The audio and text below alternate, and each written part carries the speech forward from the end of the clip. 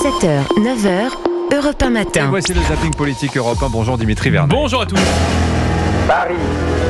Paris outragé. Quel bonheur, quel bonheur. Paris brisé. Alors les gna-gna-gna. C'est Paris Anne Hidalgo, la maire de Paris, qui ne va pas se représenter pour un autre mandat. libéré. Les bras m'en tombent presque. Anne Hidalgo à la mairie de Paris, c'est enfin fini. Une information qui a réjoui tous les Parisiens hier, sauf l'ami Pascal Praud qui était là à notre micro Europe 1 CNews. Vous me faites trop de peine, cette journée.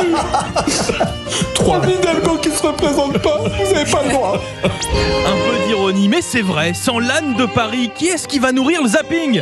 Bref, profitons tant qu'il en est encore temps. Voici le meilleur, mais surtout le pire d'Anne Hidalgo, Best of. Alors les gna-gna-gna et les gna-gna-gna, je leur dis que en fait oui, on va nager dans la Seine. Ras-le-bol du bashing des jeux, quoi. Arrêtez, mais ras-le-bol.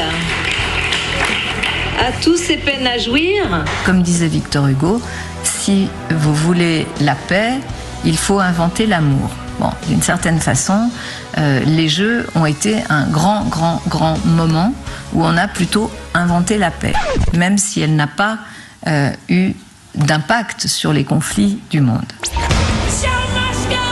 Anne Hidalgo, c'est également et surtout, oui, une pensée complexe. Show must go on. Le soleil, en fait, ne se couche jamais sur la France parce qu'il se lève vers Nouméa, en Nouvelle-Calédonie, et il se couche à Tahiti. Et en fait, il ne se couche quasiment jamais sur la France, puisque quand il se couche à Tahiti, il s'est déjà levé, par exemple, ici en métropole. Ciao Hidalgo. À Paris, dans le microcosme parisien, des gens qui font des manœuvres, des petites phrases. Et oui, puisqu'il n'y a pas que Paris dans la vie, le Premier ministre Michel Barnier était sur le plateau de TF1 hier soir pour parler du fameux budget. Et première information... Il y aura ensuite un vote, probablement, avec un 49-3. Probablement. Assurément, probablement. Non, probablement, assurément. Bon, probablement, assurément, il y aura un 49-3. Et attention, Michel Barnier a prévenu, en cas de censure de son gouvernement, voici ce qui pourrait arriver. Je tombe, le gouvernement s'arrête. Et qu'est-ce qui se passe ? Il y aura une tempête, probablement assez grave, et des turbulences graves sur les marchés financiers. Moi ou le chaos version Michel Barnier, et ce n'est peut-être pas faux. Si Emmanuel Macron était amené à vous appeler... J'ai aucune raison d'avoir changé d'avis. Mais comme je le revois, mais je n'ai pas changé d'avis, bien sûr. Oui, bon, vous ne rêvez pas. Ségolène Royal était sur le plateau de BFM hier pour nous refaire son sketch de candidature à Matignon. Donc vous êtes disponible? Vous voulez me faire dire une phrase qui va être reprise telle qu'elle, et que je ne veux pas que cette phrase soit reprise telle qu'elle, parce que je suis quelqu'un qui est courtois et qui a le sens du tempo politique.